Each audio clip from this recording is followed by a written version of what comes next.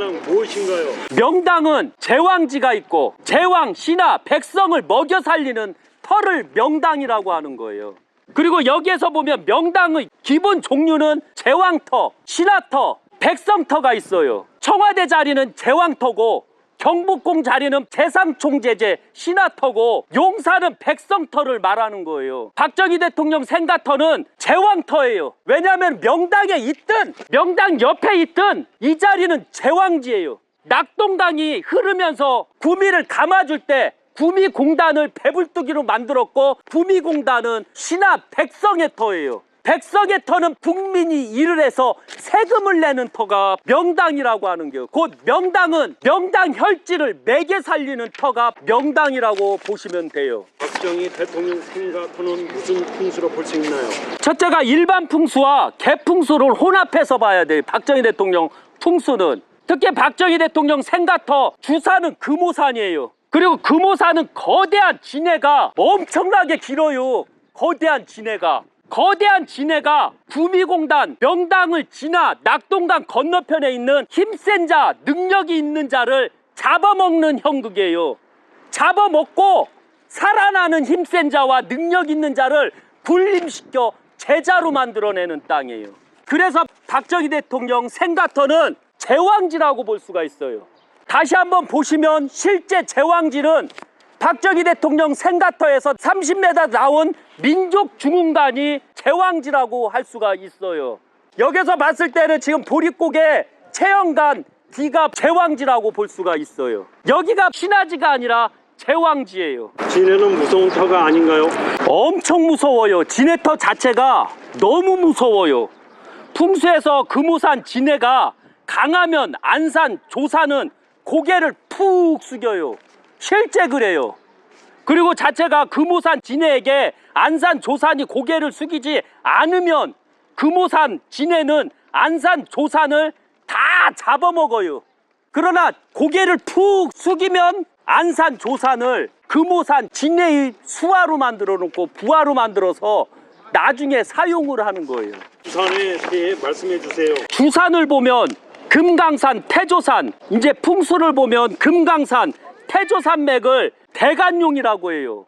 그 다음에 태조산에서 민주지산까지를 중간용으로 봐요. 그 다음에 민주지산에서 금오산까지를 소간용으로 봐요. 풍수에서 이 간용이 엄청나게 중요한 거예요. 대간용은 태백산맥이 부산까지 가는 엄청나게 높고 큰 맥을 대간용이라고 하고, 중간용은 그 대간용에서 뻗어 나온 곳을 중간용이라고 하고, 중간용에서 뻗어 나온 좀 작은 혀를 작은 용을 소간용이라고 하는 거예요. 그리고 금강산, 태조산에서 태백산맥 끝자락에 있는 금오산을 밀어주는 형국이에요. 이때 보면 태백산맥이 금오산 엄청나게 길게 밀어줘요. 그리고 태백산맥 뿌리가 길다는 것은 조상님의 얼과 전통이 뼈대 있는 가문이고, 조상님의 지혜가 있는 이 대통령이 나온다는 뜻이요. 반대로 산맥이 약한 곳에서 대통령이 나오면 전통이 없고 뿌리가 없는 자가 대통령이 된다는 뜻이요. 특히 그러니까 박정희 대통령은 전통과 뿌리가 깊은 대통령 가문이라는 얘기죠. 그러나 안타깝게도 김영삼 거제가 뿌리가 얼마나 깊겠슈. 그 다음에 김대중 섬에서 뿌리가 얼마나 깊겠슈. 자꾸 김대중, 김영삼 얘기하는데 저도 조금 그래요. 그래도 할 수밖에 없어요. 노무현 뿌리가 얼마나 깊어요. 문재인 뿌리가 얼마나 깊어요. 안타깝게도 뿌리가 없이요. 그래서 나라를 망칠 수밖에 없는 거요. 그 다음에 박정희 대통령 생가터에서 대통령이 나오면 엄청난 뿌리가 강하다 보니까 지혜가 넘쳐요. 답답함을 참지 못해요. 다 돌대가리가 옆에 있는겨. 답답한 자가 내가 생각을 하면 10가지는 생각을 해줘야 되는데, 안타깝게도 그때 당시 국민들은 10가지가 아니라 박정희 대통령 다리끄댕이 쫓아오기도 바빴죠. 박정희 대통령이 생각을 하면 좀 알아줘야 되는데 그 깊은 생각을, 뿌리 깊은 생각을 못했던 거예요, 그 당시 지식인들이. 그래서 박정희 대통령은 독재로 군림할 수밖에 없었고, 백성들과 신하들이 독재자의 명을 따르면 백성은 풍요와 부에서 살 수가 있게 해주는 대통령이 됐던 거예요. 이 터가 금오산 아래 박정희 생가터가 말만 잘 들으면 모든 게 다 되는 자리라고 보시면 돼요. 자총령에 대해 말씀해 주세요. 자청룡은 꺼먹 재산의 형국은 양직계를 벌리고 두 마리가 있는 정갈 형국이라고 할 수가 있어요.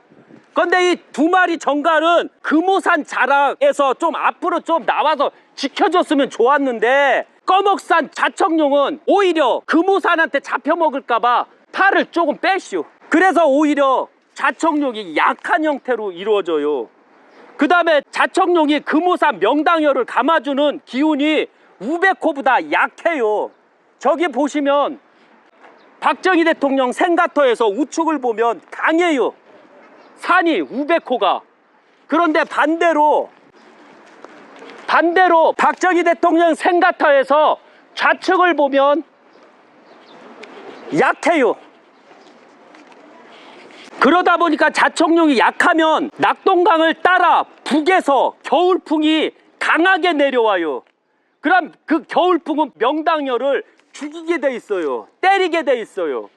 그래서 자청룡이 약하면 북에서 내려오는 흉 낙동강과 흉 겨울풍이 금오산 명당열을 공격하면서 풍파를 만들어요.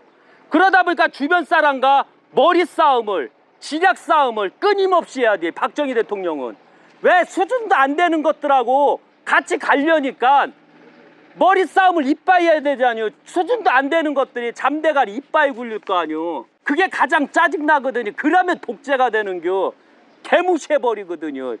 제가 박정희 대통령이었어도 그 당시 지식인들을 다 개무시했을 거예요.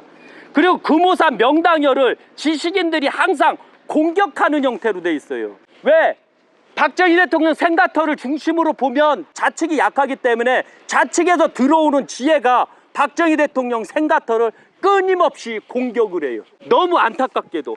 그래서 박정희 대통령은 그 지식인들을, 행동은 없고 생각만 하는 지식인들을 박정희 대통령은 엄청 싫어하셨어요. 차라리 새마을 운동할 때 단순 무식하게 행동으로 옮기는 백성을 더 사랑하셨고, 그들을 위해서 박정희 대통령은 대한민국을 독재로 나갔던 거예요. 예, 그렇게 하시면 돼요. 우베코에 대해 말씀해 주세요. 우베코의 형국은 박정희 대통령 생가터를 중심으로 우베코의 형국은 양직계를 벌리고 있는 랍스타 형국이에요. 자체가 저 아파트 때문에 지금 안 보이는데 아파트 그까지도 산이 있어요. 그래서 랍스타하고 똑같아요. 쭉 금오산에서 명당열에서 우측팔을 쭉 뻗고 팔을 통해 직계를 찝는 형국으로 들어가 있어요. 그리고 우베코는 금오산 명당열을 감아주는 기운이 자청룡 꺼먹산보다 강해요. 그 다음에 우베코 오태동산의 형국은 복조리 형국으로 봐요. 왜냐면 박정희 대통령 생가터를 중심으로 오태산을 보면 이렇게 감아줬시오. 감아주다 보니까 낙동강에서 들어오는 재물을 복조리처럼 걷어주는 자리, 걷어주다 보니까 구미공단이 배불뚝이가 될 수밖에 없었던 게 오태동산 때문이에요. 특히 오태동산은 복조리 형국으로 낙동강이 흐르면서 사금, 재물을 모아주는 복조리 우베코이고, 우베코이나 겨울에 액조리가 되는 형국이에요. 오히려 왜? 바람을 싹 나가게 해줘야 되는데 오태동산 때문에 겨울에 바람이 불면 여기에서 뱅글뱅글 돌아버려요. 그러다 보니까 여기가 풍파가 생길 수밖에 없죠. 그래서 박정희 대통령은 항시 풍파 속에서 살아야 된다는 거 잊지 마세요. 그래서 겨울에 백호는 겨울풍이 들어갔다 나오는 바람풍 자리라 겨울에는 너무 여기가 추워요. 여기가 막 바람골에다 냉골이었어요. 원래 저 앞에 박정희 대통령 사저에서 100m 정도 가면 냉골이었거든요. 저기가 아예 빙의터까지 나와요. 빙의터. 그리고 우베코가 자청룡보다 강하면 강한 행동력으로 실천하고, 그 다음에 우베코가 자청룡보다 강하면 강한 행동력으로 실천하고, 꿈이 있으면 단순 무식하게 꿈을 이루려고 하는 형국이에요. 그래서 박정희 대통령은 생각보다 행동을 우선시했고, 저거 하자 하면 그냥 행동으로 밀고 갔던 거예요. 군인 정신으로. 그래서 박정희 대통령 정부는 무에서 유를 창출하는 대통령이시고 전 세계에서도 박정희 대통령을 인정할 수밖에 없었던 거예요. 왜? 6.25가 끝나고 이 완전히 거지 1등 국가를 전 세계 몇 위 안 되게끔 개발 도상을 할 수 있는 그런 나라로 만들었기 때문에 그래요. 예. 안산에 대해 말씀해 주세요. 안산은 없어요. 안산은 없고 조산만 있어요. 만약에 안산이라면 용산하고 비슷하다고 보시면 돼요.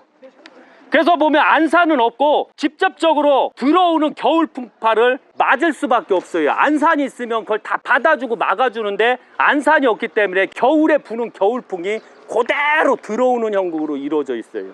그리고 박정희 대통령 생가터, 금오산, 안산 역할은 서울 용산처럼 구미공단 배불뚝 명당터가 안산 역할을 해요. 그리고 구미공단 배불뚝이터는 백성들이 일을 해서 정부에 세금을 바치는 형국이에요. 그래서 안산은 없지만 구미공단이 서울 용산처럼 백성의 터가 돼서 일을 해서 세금을 바치는 형국. 그래서 풍파터라고 볼 수 있어요. 안산이 없기 때문에. 그리고 박정희 대통령 생가터 금오산은 겨울 풍파가 심하다 보니 이념 싸움을 조심해야 해요.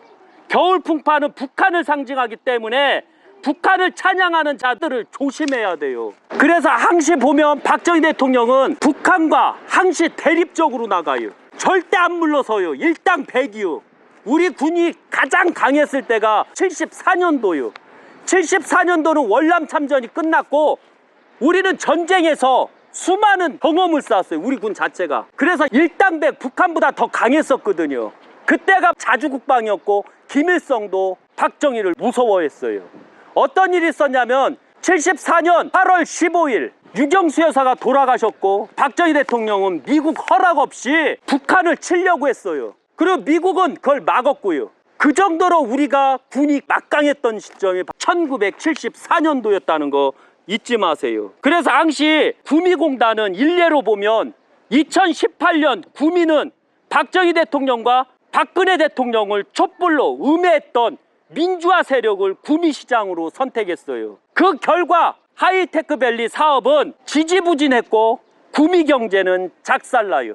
그리고 박정희 대통령 생가터 안산은 낙동강이 감아주면서 생긴 구미공단 배불뚝이 명당터가 안산 역할을 해요. 이때 보면 항시 아셔야 되지만 민주진영과 공산주의가 대립할 때, 반공주의와 공산주의가 대립할 때 이 구미공단은 항시 조심을 해야 돼요. 그래서 항시 구미 사람들한테 말씀드려요. 절대 빨갱이 찍지 말아요. 박근혜 대통령, 박정희 대통령 욕하는 것들 찍지 말아요. 그러면은 작살나는겨.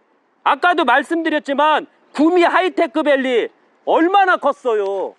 박근혜 대통령이 대통령 할 때 일을 하도 많이 따와갖고 공장이 부족했고 그래서 공장을 신설하게 됐던 거예요. 그 넓은 땅을. 그런데 안타깝게도 5년간 문재인이 정권을 잡은 다음부터 하이테크밸리는 다 작살이 났잖아요. 공장을 안 지려고 하자니.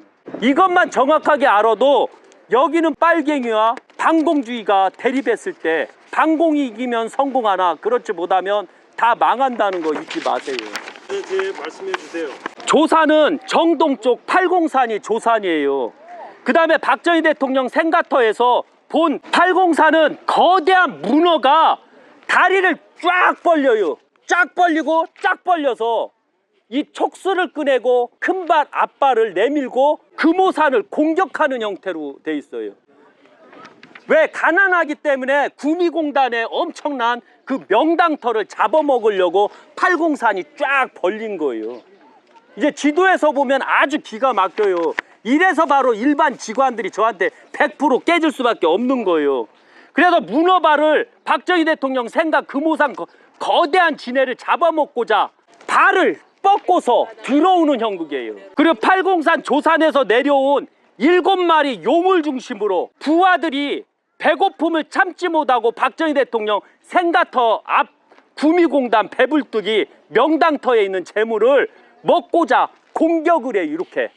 이렇게 해서 막 공격해서 다 먹으려고 그래요. 박정희 대통령 생각 금오산 거대한 진해가 팔공산 조산에서 내려온 7마리 용과 부하들을 강력하게 막고 공격하니 팔공산 조산에서 내려온 7마리 용과 부하들은 힘을 못 쓰고 고개를 숙이고 박정희 대통령 생각 금호상 거대한 진의 신하가 되는 형국이에요.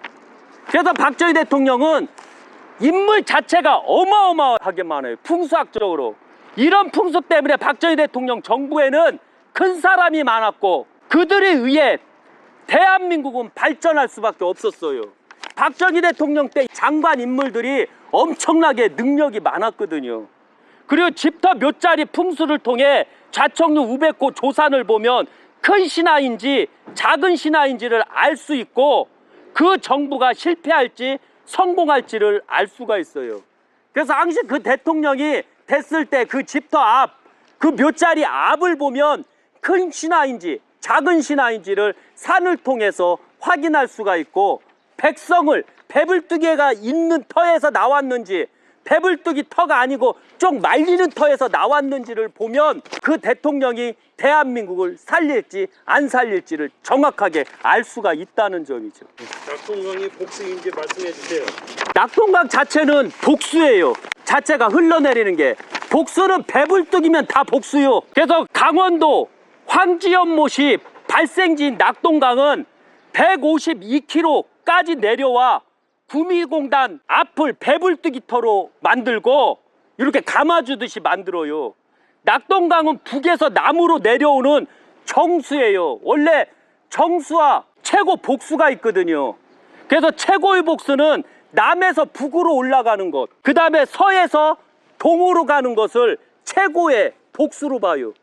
역으로 가는 게 복수이거든요. 사고에 대해 말씀해 주세요. 첫째, 박정희 대통령 생가터에서 보면 구미공단 배불뚝이터는 복사구예요. 복사구라는 것은 물이 흐르면서 사금처럼 쌓아놓는 것을 사구라고 하는 거예요. 그렇게 쌓아놓으면 그게 본이요. 물이 지나는데 모래가 안 쌓이면 거기는 빈곤한 터요. 물이 없어도 모래가 쌓이면 거기는 부자터가 되는겨. 그래서 항상 대문 앞에 모래가 많이 쌓이면 이게 부자터구나, 그런 터를 사시면 되는 거예요. 그러면 누구나 다 부자가 될 수가 있어요. 그래서 낙동강 넘어 정동쪽 사구는 약한 사구예요. 거기에 빈곤하거든, 옛날부터. 그러나 정북 쪽 사구, 그 다음에 정남 쪽 사구는 나라 국민을 먹여도 될 정도로 아주 풍요가 있고 복사구로 볼 수가 있어요. 그리고 사구를 봐도 박정희 대통령이 독재자일지라도 명을 잘 받으면 대한민국은 잘 살고 잘 먹고 살 수가 있어요. 이런 것만 명심하시면 돼요.